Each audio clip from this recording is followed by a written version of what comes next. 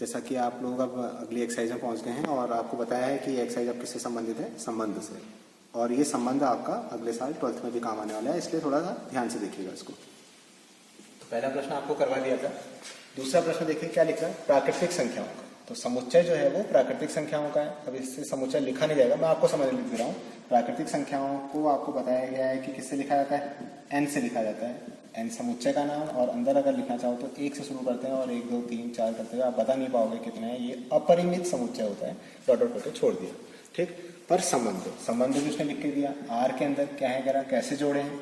संबंध के अंदर अवयव जोड़े के रूप में आते हैं, क्यों, क्योंकि वो कार्तीय गुणनफल का उपसमुच्चय होता है। कैसे आते हैं, कह रहा कि जो y है, ऐसे समझिए इसको, x y का मत समझिए। y जो है वो दूसरा अवयव पहले से 5 अधिक है, ऐसे समझिए। क्या कहा, जोड़ा है जिसमें दूसरा अवयव y है, तो इसको थ्योरेटिकल समझिए। दूसरा अवयव पहले अवयव से 5 अधिक है। अब क्या कह रहा है उसके बाद, इतना ही नहीं लिखा है उसने, x के बारे में दिया है। x जो है संख्या 4 से कम है, और लेकिन संबंध तो किसमें हो रहा है, प्राकृतिक संख्याओं में। तो आप ऐसे समझ लीजिए यहाँ पर कि x की वैल्यू क्या क्या हो सकती है, 1 हो सकती है, क्योंकि 4 से कम कह रहा, 1 2 3, 4 नहीं हो सकती, 4 से कम लिखा है, एक प्राकृतिक संख्या है। और y के बारे में कोई रिस्ट्रिक्शन नहीं दिया। तो उसने जो थ्योरेटिकल क्वेश्चन में दिया था उससे मैं ये समझा कि संबंध के अवयव ये हैं जोड़े के रूप में जिनमें ये संबंध है, और x के बारे में उसने कहा 4 से कम है। और 4 से कम आप कह सकते थे कि 1 2 3 ही क्यों लिए आप, 0 ऋण 1 ऋण 2 ऋण 3 ये क्यों नहीं लिए। इसलिए नहीं लिए क्योंकि समुच्चय क्या है, प्राकृतिक संख्याओं का है, इसलिए मैंने इसको लिखा। द्वारा एक संख्या संबंध। अब इस संबंध को मैं रोस्टर रूप में लिख के दिखाता हूँ। तो अगर मैं x का मान 1 रखता हूँ तो y का मान कितना आना चाहिए, हल करके देख लीजिए, 6। 2 रखता हूं तो कितना आना चाहिए, 7 आना चाहिए। 3 रखता हूं तो कितना आना चाहिए, 8 आना चाहिए। y के बारे में मुझे कोई ऐसी रिस्ट्रिक्शन नहीं दी है। क्या कहा है, y कैसा होना चाहिए, नेचुरल, प्राकृतिक संख्या। प्राकृतिक संख्या तो सभी है, या आएगा कुछ, जैसे पहले वाले क्वेश्चन में वो 15 आ गया था तो मैंने नहीं लिया था क्योंकि उसमें 14 तक के ही अवयव लेने थे। तो ये जो समुच्चय लिखा मैंने किसमें, सॉरी ये संबंध लिखा है किस रूप में लिख दिया, रोस्टर रूप में। अब उसने क्या कहा था, इस संबंध को, फर्स्ट पार्ट हो गया ना, फिर रोस्टर रूप में लिखिए।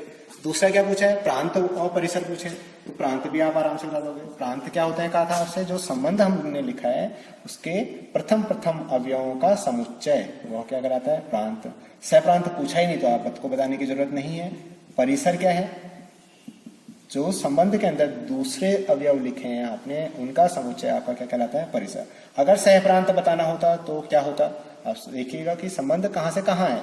संबंध एक ही समुच्चय दिया है ना प्राकृतिक संख्याओं का, इसका मतलब संबंध इस समुच्चय से इसी समुच्चय का। अगर लिखना होता तो आप सहप्रांत क्या लिखते, प्राकृतिक संख्या मीन्स n लिखते, और n क्या होता है, प्राकृतिक, है ना, सरल सा। बस जो चीजें आपको बता रखी हैं वो चीज आप तरीके से समझोगे तो क्वेश्चन, जितना लंबा क्वेश्चन में लिखा है उससे हल उससे छोटा है इसका। तीसरा प्रश्न भी कुछ इस तरह से है, लेकिन इस प्रश्न में देखिए क्या अंतर आ गया है। एक समुच्चय दिया है 1 2 3 5, ये 4 ही अवयव लिखे हैं। बी में लिखे हैं 4 6 9। अभी तक जो 2 प्रश्न मैंने हल किए उनमें एक ही समुच्चय दिया था, इसमें 2 समुच्चय दिए हैं। और कहां से कहां है, कह रहा ए से बी में संबंध है। तो ए से, इसको अगर मैं वैसे लिखूं, जो ए से बी में संबंध है, कहता है संबंध आर है। कहां से कहां है, ए से बी में है संबंध। क्या कह रहा है, कैसे है संबंध, आर के अंदर फिर जोड़े हैं और उसने फिर से एक्स वाई लिखा। कैसे जोड़े हैं कि x और y का अंतर विषम है। अब x और y, x कहाँ का है, कह रहा अंतर विषम है। इसका मतलब इसको मैं वर्डिंग में लिखूं, x और y का अंतर लिखा है तो x माइनस y कैसी संख्या आनी चाहिए, विषम आनी चाहिए। और विषम संख्याएं आपको पता होंगी क्या होती है करके, तो ये विषम संख्या आना चाहिए। और x और y दोनों के बारे में क्या कहा है, x a का है और y कहाँ का है, b का है। अभी तक के प्रश्न में दोनों एक ही समुच्चय के होते थे। अब इसको लिख के देखिए, तो अगर मैं x मतलब a का अवयव, अगर मैं 1 लेता हूं तो y कहाँ का लेना है, b का। तो क्या 1 4 के साथ जोड़ा बनाएगा, बनाएगा। क्यों बनाएगा, क्योंकि 1 और 4 का अंतर कितना हुआ, ऋण 3 आप कह सकते हो। लेकिन विषम संख्या तो है ना, उसने ये तो नहीं लिखा कि धन आना चाहिए। तो 1 और 4 का अंतर विषम है। ऐसी क्या 1 6 के साथ बनाएगा, बिल्कुल बनाएगा। क्या 1 9 के साथ बनाएगा, करके देखिए। 1 और 9 का अंतर करेंगे, 8 आ रहा है, 8 ऋण 8 आ रहा है, मतलब ऋण 8 जो होगी वो सम संख्या हो जाएगी। आपसे कह रहा है कि उनका अंतर कैसा आना चाहिए, विषम। अब 2 किससे बनाएगा, क्या 2 4 से बनाएगा, नहीं बनाएगा। 2 6 से बनाएगा, नहीं बनाएगा। 2 9 से बनाएगा, ठीक है। ऐसे 3 किससे बनाएगा, 3 4 से बना सकता है क्योंकि 3 और 4 का अंतर 1 हो गया। 3 6 से बनाएगा, बिल्कुल बनाएगा। 3 और 6 का अंतर ऋण 3 हो गया।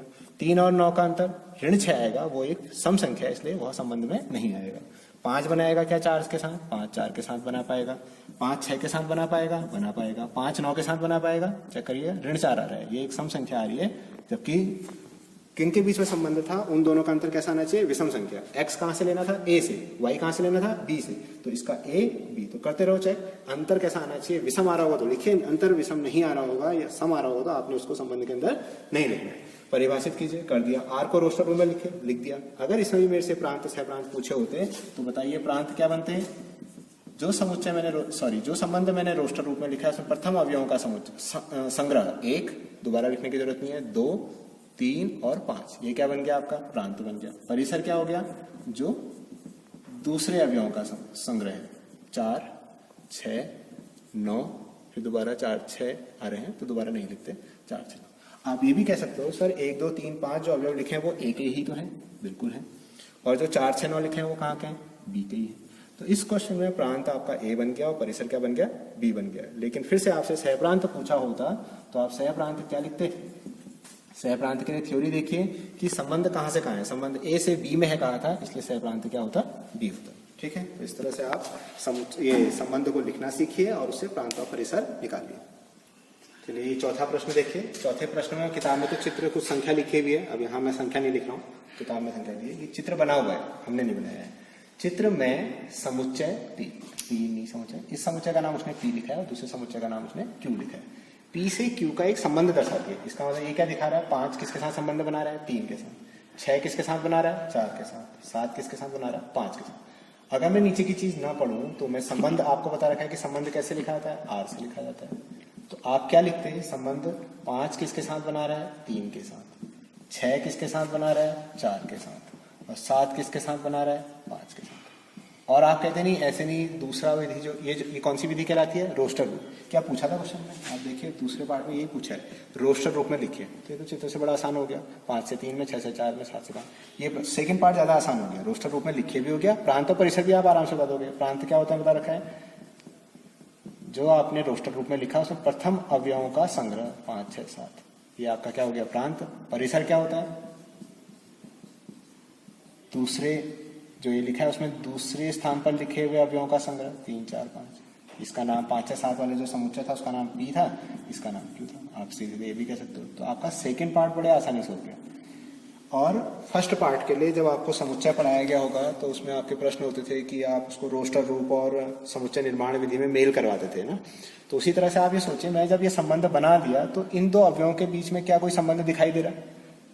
ठीक, आप इसको आइडिया लगाइए, संबंध एक ही जैसा होना चाहिए। ठीक है, जैसे आप ये कह सकते हो 5 है, 2 कम है ना, इससे सब में वही चीज होनी चाहिए, सब में उससे 2 कम है। तो हम इसको किस रूप में लिख सकते हैं, आपको पता है संबंध के जो अवयव होते हैं वो जोड़े के रूप में होते हैं। खाली x नहीं लिखेंगे, xy लिखेंगे। जब समुच्चय पढ़ा होगा तब खाली x लिखा होगा।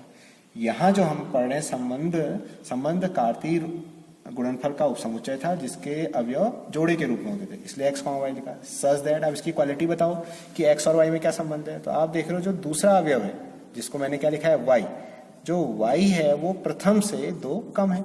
y बराबर x माइनस 2। आप कहोगे नहीं सर मैं तो ऐसा नहीं लिखता, मैं क्या लिखता हूँ, आप कहते हैं पहला वाला दूसरे वाले से 2 अधिक है, मीन्स x बराबर y धन 2 है। अब ये दोनों एक ही बात तो हुई मैथमेटिकल फॉर्म में, y बराबर x माइनस 2, इसी को पक्षांतर करके लिखोगे। आपने ये लिख दिया तब भी सही है, ये लिख दिया तब भी सही है। और बताना पड़ेगा इसके बाद कि x और y है कौन। आपने कह तो दिया जोड़ा है, इनके बीच में ये संबंध है। अब x और y वो ले कहां से, तो x कहां से लेने पड़ेंगे उसको, p से, और y कहां से लेने पड़ेंगे, q से। क्यों, क्योंकि उसने कहा है संबंध p से q के रूप में।